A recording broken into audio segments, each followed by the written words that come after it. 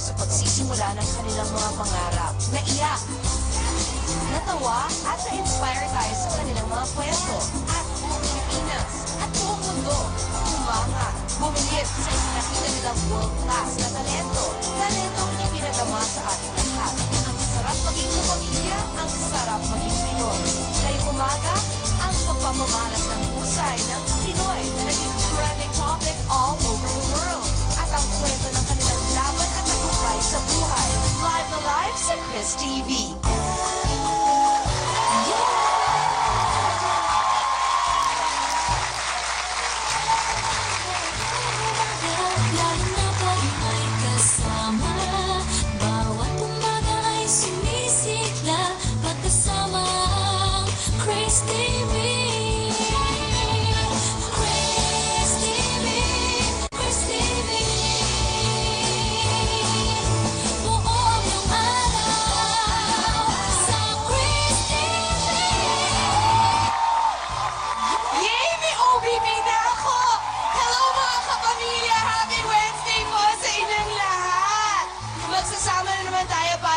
Bagong araw, bagong kwentuhan, bagong karanasan. Ako po si Chris Aquino at ito ang Chris TV.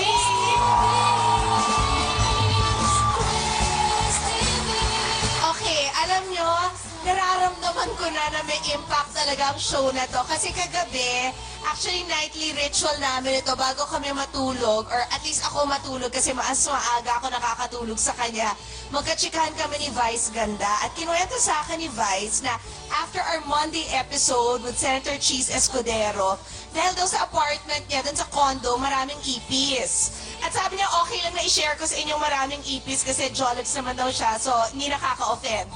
So anyway, nagpabili daw siya ng maraming pandan dahil sinabi ni Senator Cheese na pag maraming pandan dahil mabango, lumalayo ang mga ipis. So yung mga pandan, pinaputol ni Vice tapos ilagay sa mga empty bottles ng tubig tapos kinalat all over sa kanyang condo. Tapos, Monday yun bago siya nag-showtime. Normally daw sa kinagabihan talaga, doon sa mga lababo o doon sa mga banyo, may mga ipis na nakikita. Nung gabi, wala na.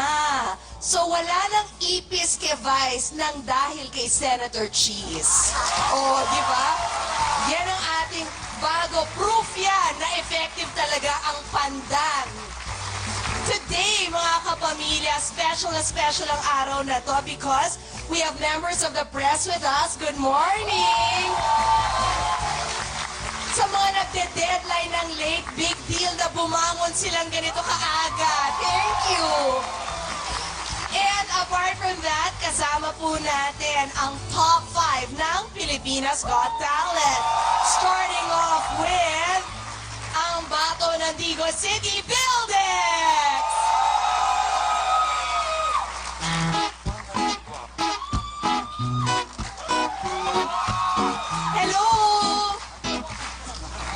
Hello, Ma'am Chris. Bigla siya na shy. O sige, upo ka na.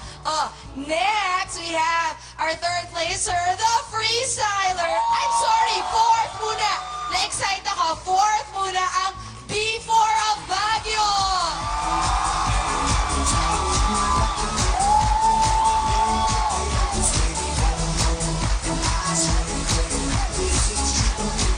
Hello, guys. Okay, punta na kayo doon. Eto na, kasi na-excite ako dahil sa dami nila at kinabahan ako sa set. Uy, ako masyadong tumambling mga bagong-bago set ko. The Freestylers of Laguna!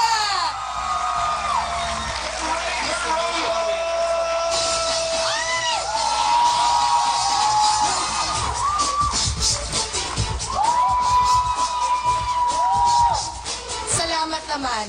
Yun na yun, ha? Okay. Thanks, guys! And of course, ang minamahal ng buong sambayanan, ang gagawa na ng kwento ng MMK, Happy Feet!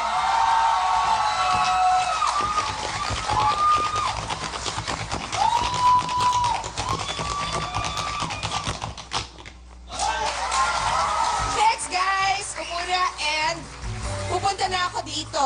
Upo kayo doon. Okay. And now, Oh, ang dalas ko sinasabi, I love him. Please welcome our grand winner, Marcelito!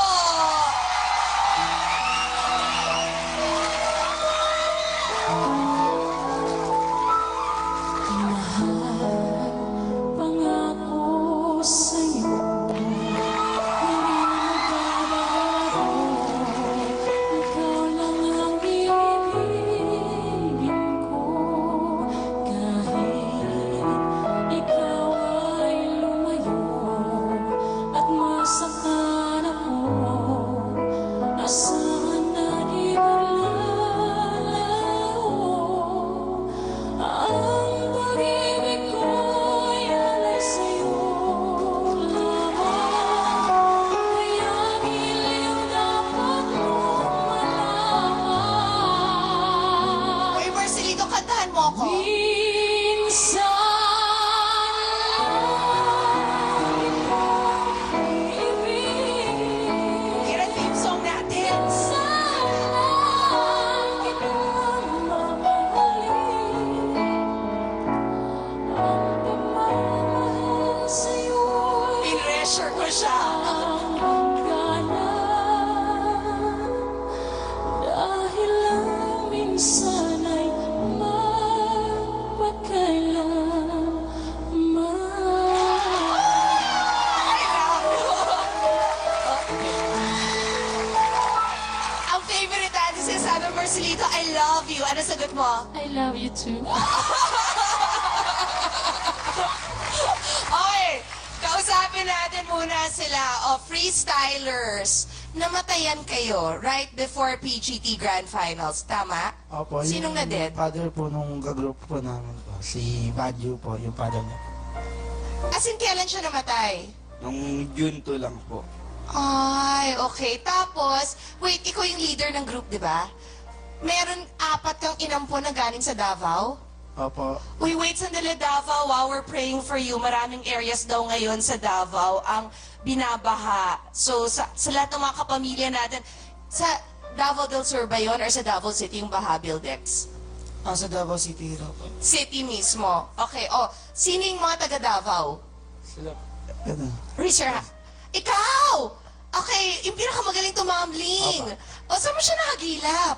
ano po kasi, pangarap po kasi nilang makasali po sa Pilipinas Got Talent. Kaya po, nagpunta po sila dito tapos wala po silang matiran po. Tapos inampun po namin sila para po matulungan po sila sa pangarap din po nila. Bongga naman yun. So, pinagsani puwersa ang Davao at ang Laguna.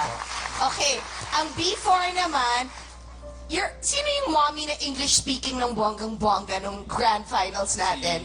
Mommy ni Brandon po. Where does your mom live? Sa Baguio po, miss. Oh, bakit siya ganun mag-English? Akala ko she was working abroad. No? Ano po? No. Sino sa inyo na nag-announcement kami abroad? Oh, nasa ka nagpunta? Vinisip ko pa yung family ko sa Sa? Missouri po. So, ikaw ang may kapamilyang TFC subscribers. Opo. So, sa Missouri sila. Ano bang, St. Louis? St. Louis, Missouri? Yun yun? Oo. Okay. Buildex. Paano nabago buhay mo mula na nag-PGT? Unang-una po, marami na po akong friends. Though marami akong friends noon, pero mas dumami po. Especially mga contestants po. Naging bonded talaga kayong lahat. Opo. Oh. At saka nakapagpahinga rin yung mama ko po sa kanyang trabaho. Wait, diretsuhin ko na to. Kasi when I went to your house, I tried to be polite at hindi ko binanggit. Pero ngayon pwede nang banggitin. Nakita ko parang hundreds, as in daan-daan talaga yung nakabalot in plastic na nilutong bigas, kanin. Opo. Pero walang ulam. Ang negosyo nyo yung kanin? Actually po, hindi po. Ba't ang dami? Yung time lang yun po kasi may cater po yung mama ko. So ang negosyo ni mommy, nagki-catering. Opo. At So, saka, nasa nga yung ulam na nagpunta ako? siguro niluluto pa yun. Oo. Kasi nakita ko lang yung nakabalot na kanin. So akala ko nagrarasyon ng mommy mo ng kanin. Totoong food talaga, buong catering. Opo. So yun ang talent ni mommy, magluto. Yup. Bongga. Okay, si Happy Feet naman. Who is Ramonito? Si Kuya. Romanito, 22 ka na pala? Po. Mukha kang bagets. Salamat po. Di ba in fairness sa'yo, tapos your brother is 13 years old. 13. So, ang laki ng age gap, 9 years ang pagitan yung dalawa. O, ang nabasa ko, dati nagtatrabaho sa Pinyahan, ang daddy mo, tama, sa Del Monte. Tapos ang nanay, Wala po, nasa bahay lang. tapos ngayon pareho silang walang work, ikaw na lang ang nagtatrabaho para sa pamilya. Hindi po, meron po. Meron kayong ate na OFW sa Hong Kong, Opo. tama, sa Hong Kong? Opo. Oh, so siya yung tumutulong talaga. Opo. Eh ikaw, Ano po, tumutulong din po ako. kasi di ba nag-ano ka daw, nagkakargador Opo. ka Opo. ng kamatis. Opo. Okay, ang kamatis seasonal, di ba? Kailan bang season ng kamatis normally?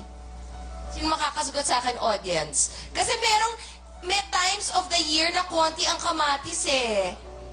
Na parang mahal. Pag, okay, again, audience, pag, ikaw sumagot, Ramonito, kailan maraming kamatis at kailan konti lang? Dito kasi pag tag-ulan, wala masyado. So, nagmamahal ang presyo. Opo. So, ikaw ngayon na tag-ulan, hindi mo siya... Kasi di ba kung konti lang naman ang hina-harvest, di konti ang bubuhatin. Opo. O, so ano trabaho mo ngayon? Wala na po. Ano? Wala na po akong trabaho. Okay, tanongin kita, bakit di kayo naningil? Kasi daw ang dami-daming nag-i-invite sa inyo para sumayaw, pero ayaw nyo magpabayad ng talent fee. Opo. Ano ba? Maningil na kayo, sayang naman. Bakit ayaw nyo magpabayad? Ito daw yun, leading up to Pilipinas Got Talent, ang dami yung invitations. Opo. O ba't di ka naningil? Gusto lang po namin mapasaya yung mga tao. O, Okay. masaya nga yung mga tao, gutom naman kayo. Oo, di ba? Okay, ito ngayon ang follow-up natin kay Marcelito. Ano? Asan mo? Ano? Ano? Ano sinasabi mo? Wala po. Hindi, meron eh. Sabi ko po, ayun. Ayun na. O, ito na. Turn mo na to. O, tatanayin kita kasi ikaw super laki ang pinagbago ng buhay. Kasi, alam nyo, nung Saturday at Sunday sa Araneta Coliseum, yun talaga yung first time na nagsama-sama ang pamilya mo. Opo, opo. As in, never kayo nagsama. And ito yung nabasa ko kagabi na kinaloka ko. Hindi ka sure sa totoong birthday mo. Ano ba yung sineselebrate mong birthday? September 22 po. September 22, pero binigay lang sa iyo nung nag-ampon sa'yo Bali po, pinalit registered na lang po ng father ko. ng daddy. Pero hindi talaga sila, ang mami mo hindi matandaan kung kailan kanya pinanganak. Hindi po. Hindi ko talaga mag-get over yun. Hindi ko nilalait ang mommy mo. Pero, di ba, how can you forget yung araw kung kailan ka, at ikaw pa? Bakit daw? Tatlo po kami. Ha? Tatlo kami. Tatlo kayo hindi niya matandaan? Oh, okay. Hindi matandaan ni mommy kasi alam nyo, masalimuot talaga ang kwentong buhay ni Marcelito. So, pagbalik natin, lahat kayo mabibigyan ng chance na magpakita ng talento ninyo at magkwento sa mga pinagdaanan ng buhay ninyo. Sa pagbabalik yan ng Chris TV.